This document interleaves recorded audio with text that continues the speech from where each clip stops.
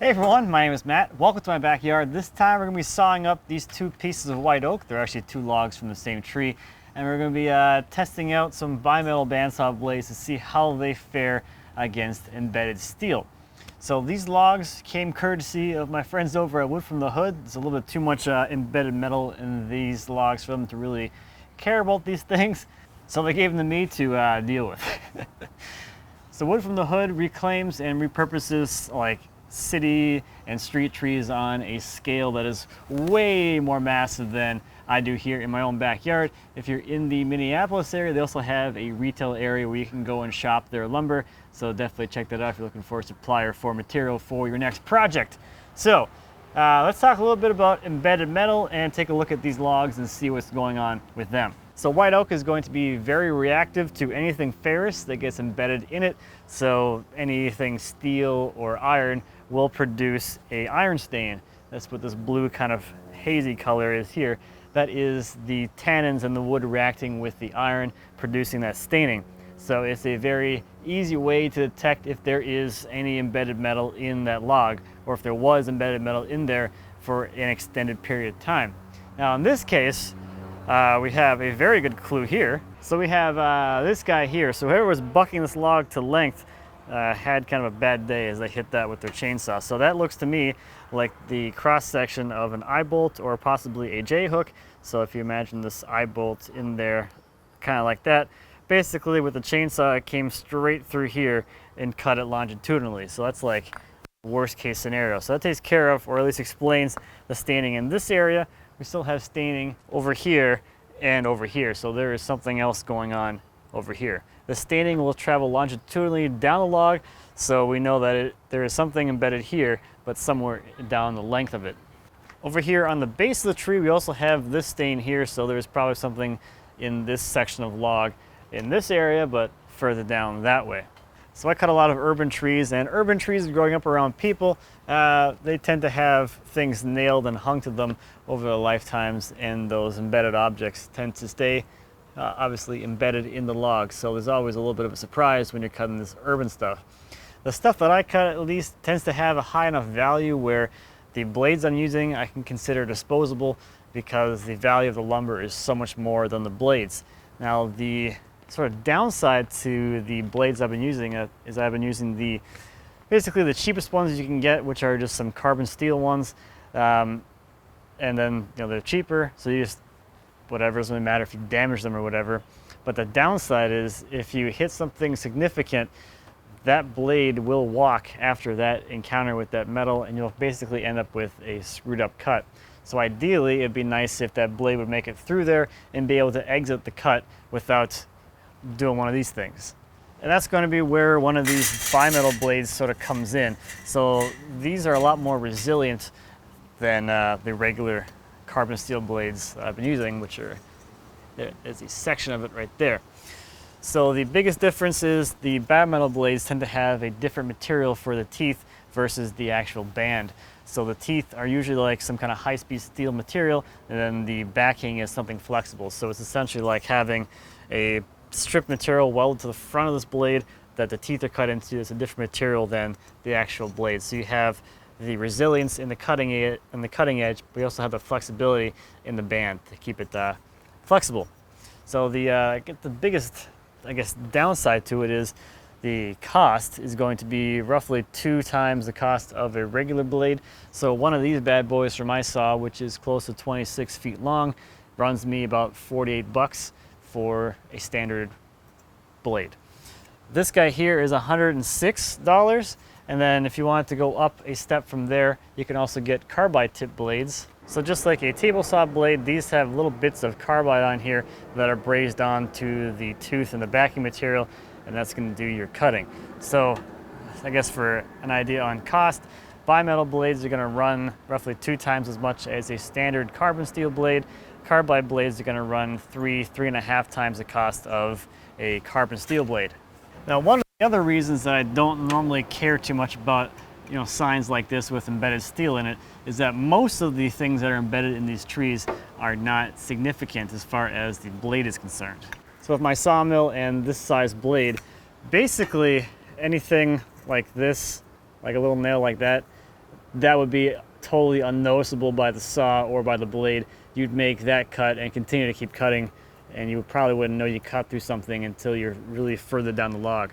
When things start getting up into the 10 penny, 16 penny sinker range, that's when things start to get sort of borderline. And the other big thing with this is the angle that you actually intersect this piece of metal at. So if you're able to saw through this, we just happen to saw through it perpendicularly, that's the smallest cross section. You're going to notice that the least. But if the nail is like at some kind of oblique angle, the cross section gets bigger, and this becomes a little more destructive than if it was just sawn across perpendicularly. And when you get up into stuff like this, you can make it through this, but you're probably not going to be cutting much further than the point where you intersected this bolt. So that all goes to say, at least for me, in my case, most of the things I encounter are going to be these little tiny things, maybe a staple, maybe a small piece of wire or fencing that is completely doesn't matter at all as far as a sawing operation goes. Not very often do I actually run into something like this, which is actually going to stop me, which is why I don't really care if the log has staining in it, because the majority of the time it's just going to be this, which I really don't care about. And if it is this, then I'll deal with it when I hit it. So that brings me back to this guy. This would be probably a showstopper if I hit this with any blade. I am going to pull this out of here because it's so easy to get out, and because it's not really going to tell us a whole lot, because it's at the end of the log. It's going to be fairly unsupportive. If I cut into this, or if I try and cut through it this way, it's going to pull this thing out of here and it's going to go shooting off somewhere. So it's not really a good representation of what I would normally cut if this was completely surrounded and immobilized. All right, so that is actually a J-hook because there's no eyelet. That's pretty cool. So those are just like a little tiny nubbin in there. And also, while I'm doing this, I guess it's worth noting that in normal sawing, I guess, the concern would be just cut length or blade longevity, how long you can cut for between switching blades, not how many things can you cut through that aren't wood. So generally, the bimetal blade should give you about twice the run time as a normal steel blade, maybe 3 times, and then carbide should take you, I don't know, 5 to 10 times at least. So if you're doing like a regular sawmill type of thing and you're changing a blade halfway through the day, a bimetal blade should last you the whole day.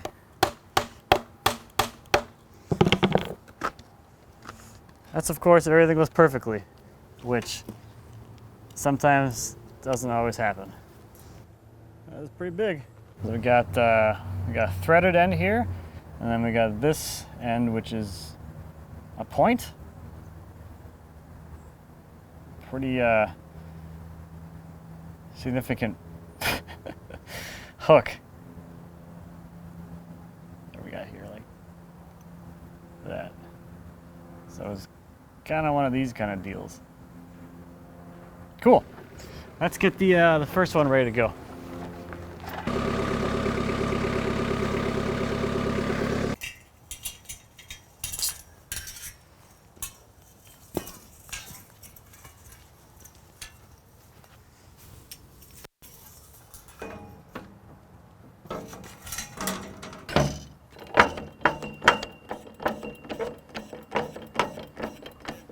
So real quick, we can take a look around the log. You can see I've got this side in between the bunks. That's keeping some of that buttress root going down in there, and it's keeping it from lifting the whole log up, so I don't have to block up this side to make it level. I've oriented this rot hole down here towards the bottom so it gets eliminated as we get down to that lower area. And I mean, other than that, it's a pretty straight log. Not a whole lot going on. I didn't mention the diameter yet, but it is 24 inches here on this end. And also, while we're talking about this end, for reference, this end here connected to that end there. So this little divot thing here was part of that hook, which I pulled out of right there.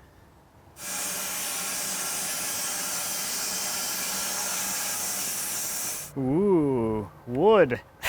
It's looking pretty good. No embedded things so far.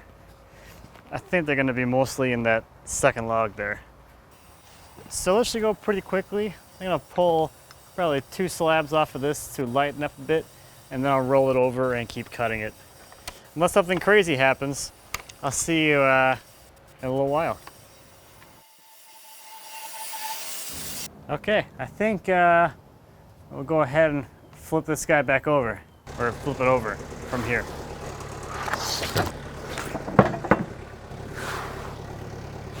Ooh, we did hit something.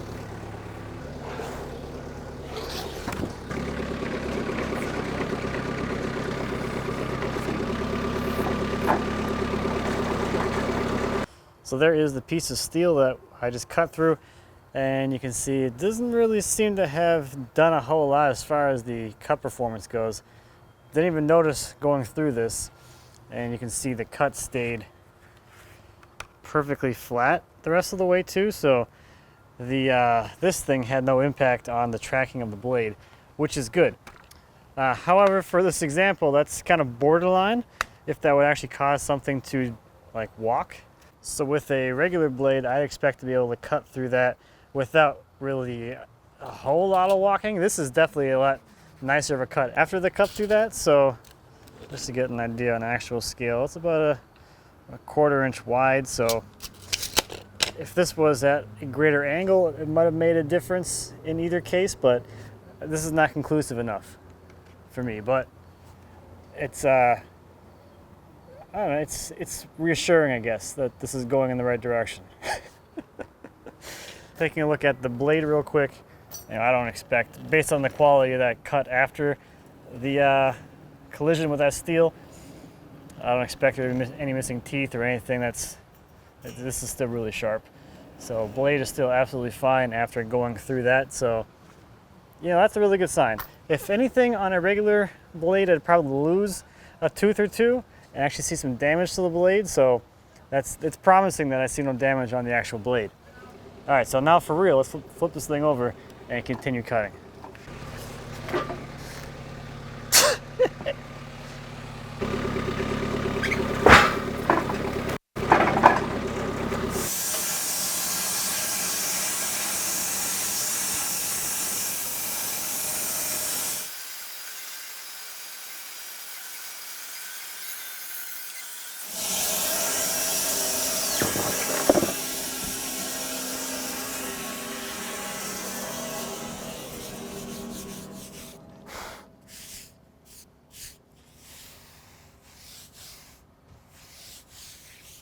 Thought I felt something, but nothing there.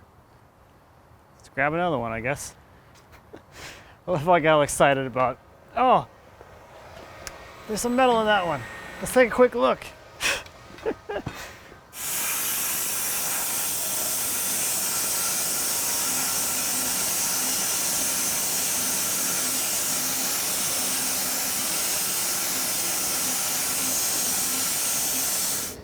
There might have been something there.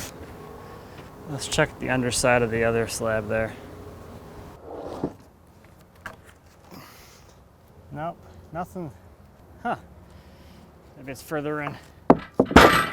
Let's take a quick look at this stuff because it's pretty clear, like really clear. Do that one too. Now the water toss is a good way to see any low spots or high spots. So that's a good test for how well the blade was tracking through the cut. Because the water will obviously pool in the low spots. I'm not seeing like a whole lot of pooling. There's a little bit there, but that's not like a huge amount of dip. There's some down there, but I think it's just kind of chilling right there right now. But it's pretty flat. Like this is well within a reasonable expectation for rough sawn lumber. I think people get a little too obsessed with how nice the finish is off the saw. This is a roughing tool. It's a roughing operation. It's getting planed. Saw marks are just part of the game, but you don't want big undulations. So we got some pretty nice straight grain stuff through here. This is maybe some kind of like bark inclusion kind of thing. And then we're getting outside of that big like rot pocket hole thing. This thing here, down there. A little bit of staining from that. This one you can see has a lot more still in it. So I think we got, what, 4, 5 more slabs to go?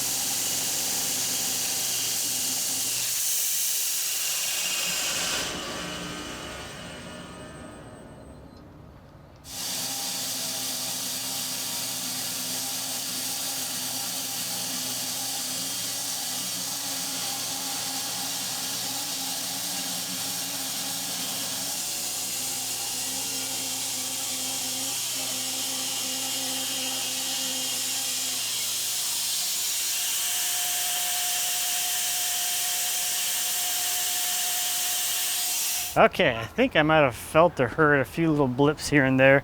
So let's take a quick shuffle through here. We got 5 slabs to take a look at. We saw this guy already. Ooh, some pretty solid staining. Come on.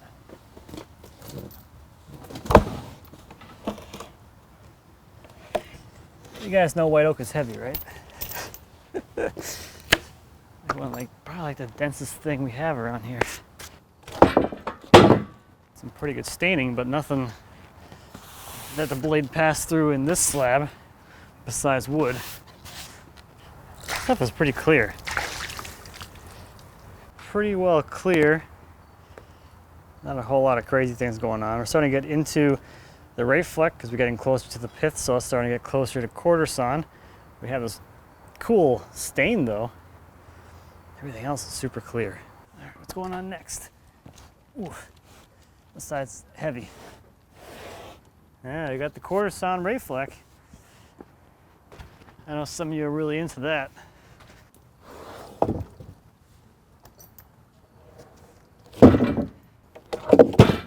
Nothing metal in this slab either.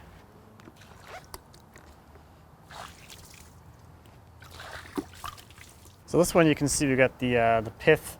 So we got a little bit of a structural defect around the pith, but then we have 2 perfectly quarter sawn halves on either side, and you can see the ray fleck from those medullary rays. Very prominent in white oak.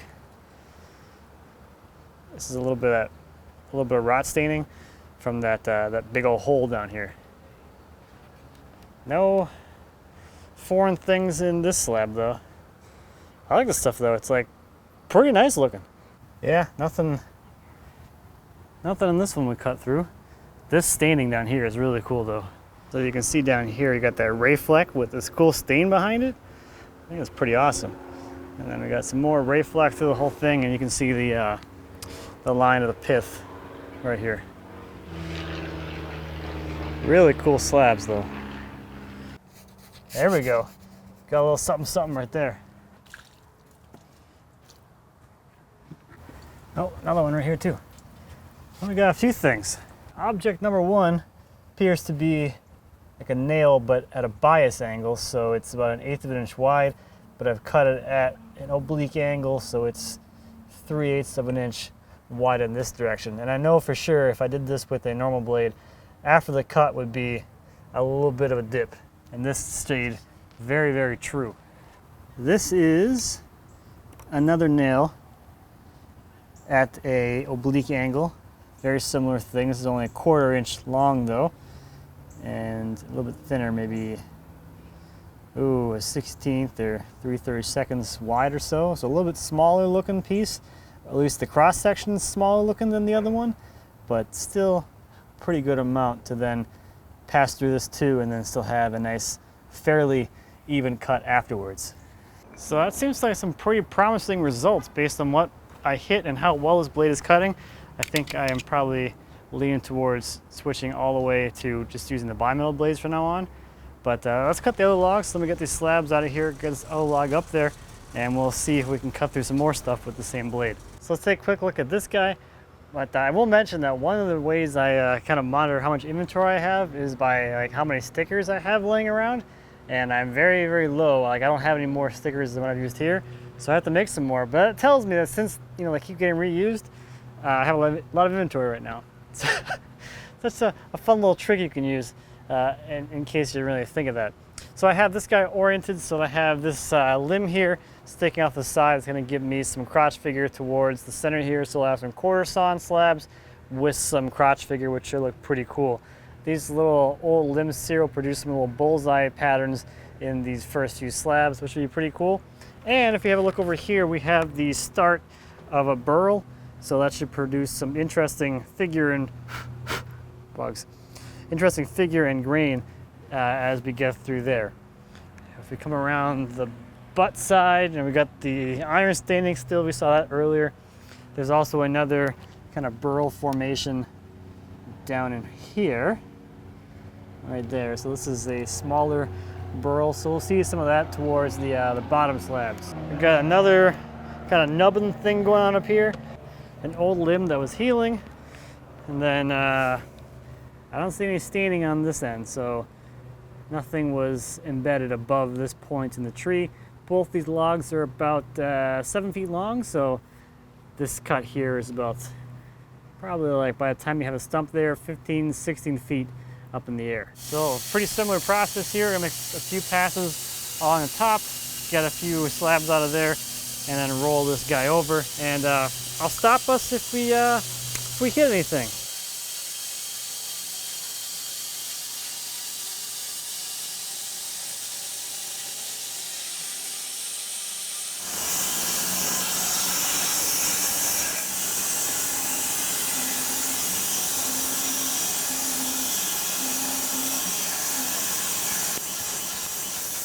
All right, let's take a look and see if we managed to get anything.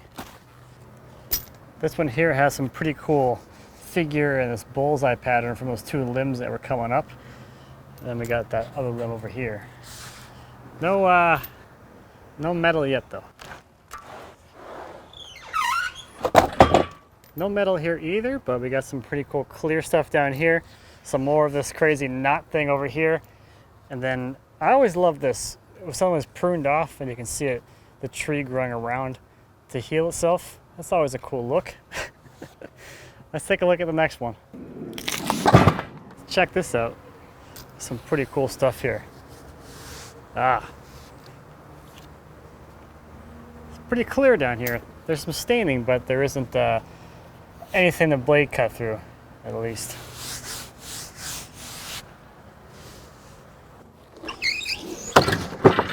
Just because this grain's a little wilder. A little bit of water. Check this out. This is cool. That's some cool figure. Otherwise though, this is pretty clear. Not a whole lot of crazy stuff going on here. No metal either.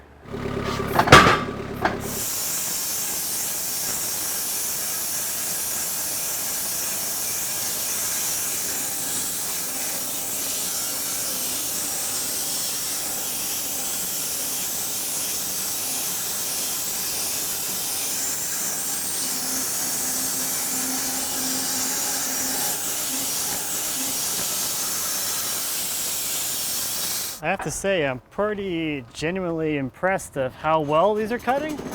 Even after all that, I'm still flying through this stuff. That's awesome. Well, let's see if we hit anything. I have no idea. This stuff's pretty cool. I like white oak.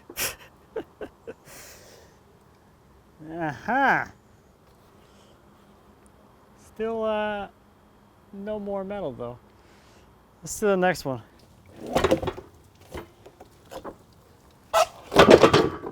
Whoa! Man, this stuff is nice. It's so clear. Well, clear. Yeah, you know, a few little knots here and there. We're starting to get into hopefully some crotch figure from this guy got a little bullseye there, but still a lot of really clear, clean material. Next one should start showing a little more ray fleck too.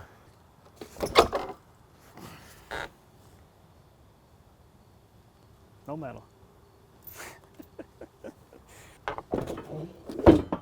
Another pretty nice one here. Look at the crazy stuff happening around here. Got some nice bands of figure and all kinds of stuff. There's an old limb there.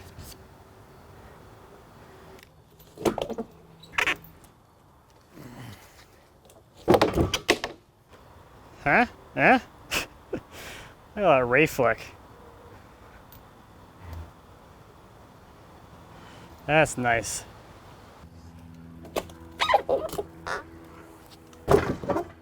I thought this tree was supposed to be full of metal.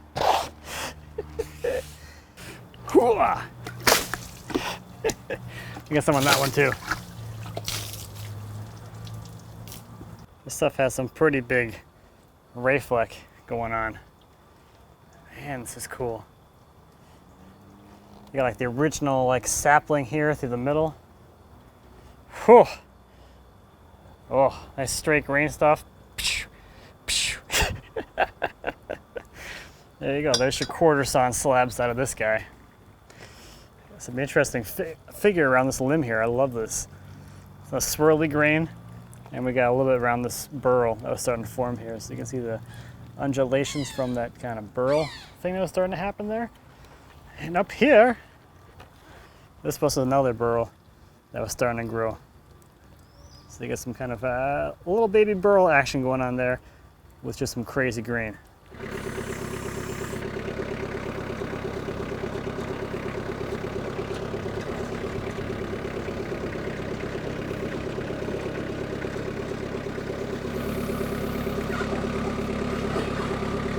So I have all these slabs here just sort of staged for now. I'm working on lining up a new slab drying area off-site. So these are going to be moving over there pretty soon. So that's why I really bothered to probably stack or sticker them, because they're going to be moving soon enough. I'm going to fork them onto the trailer and take them over there and stack them for real when it's time for that. So overall, I think I'm pretty impressed with just the cuts, I guess, in general with the bimetal blades. With those first few slabs that had those pieces of metal in it, I would have expected to have, you know, the cut quality sort of waver as we went, but this thing was still chugging along, cutting like perfectly well as we got down through the second log. So I think I'm probably just going to keep using those ones. I did buy a 10-pack, so it should be set for a little while. But I think for me, at least, what I'm interested in is like the least amount of fussiness as possible. So the extra money that I'm going to spend on blades, I think, is going to be worth it in the end for me, because I value not having to worry as much. I just want to saw and not worry about what's in the logs. So that's where I'm at. As far as the metal in here, I actually thought there was going to be a lot more. We didn't really hit anything super big, but the few things we did should have done a little bit of damage to the blade, but it didn't. So I think that's a decent testament to the difference between the bimetal blades and the regular blades. So hopefully that helps a little bit if you're looking for different blades for your sawmill, or just trying to understand why I don't really care about, you know, if there's metal on a log. So most of the time it's some small stuff that doesn't really impact anything, and I don't want to spend my time digging through a log trying to find what a metal detector caught when all it was possibly was a staple or a tiny little nail or something. So I don't really care. That's just me. Do what you want. So hopefully this was useful. I had a lot of fun. I enjoyed it. I like white oak a lot now, I guess.